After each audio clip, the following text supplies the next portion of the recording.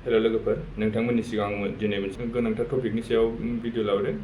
लोगोफोर, गोनांथार टपिकखौ सावरायनायनि सिगां नोंथाङा जुदि आंनि भिडिअखौ फेसबुकआव नायदोंबा फेसबुक पेजखौ फलो खालाम। जुदि नोंथाङा बे भिडिअखौ इउटिउबआव नायदोंबा अन्नानै इउटिउब चेनेलखौ साबस्क्राइब खालाम। बे भिडिअआनो जादों नोंथांमोना जुदि फेसबुकनि क्रिएटरबा बे भिडिअखौ जोबजासिम नाय।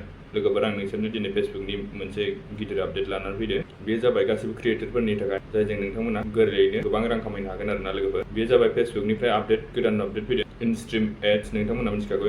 जुदि नोंथाङा फेसबुक क्रिएटरबा इनस्ट्रीम एडखौ मिथिखागौ। बेयो सिगाङाव मोनब्रै क्राइटेरिया कमप्लिट खालामनांगौ जायो। फार्स्टआव फलोवार कमप्लिट खालामनांगौ जायोमोन, 5,000 फलोवार्स।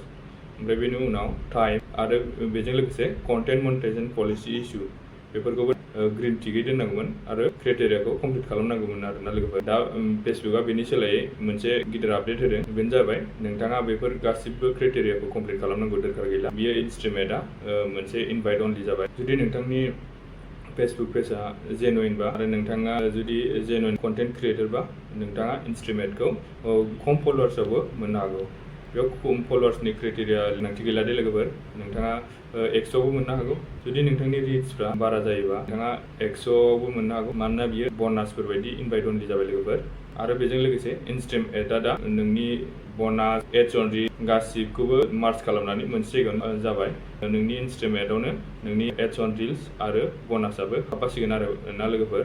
बेयावनो जयै श' खालामसिगोन मोनथामखौबो। दा बेनो जाबाय फेसबुकनि मोनसे आपडेट। नोंथांमोना जुदि फेसबुकनिफ्राय गोबां रां आरजिनो गोसो जादोंब्ला कन्टिनिउ भिडिअफोर पस्टफोर होबाय था लोगोफोर।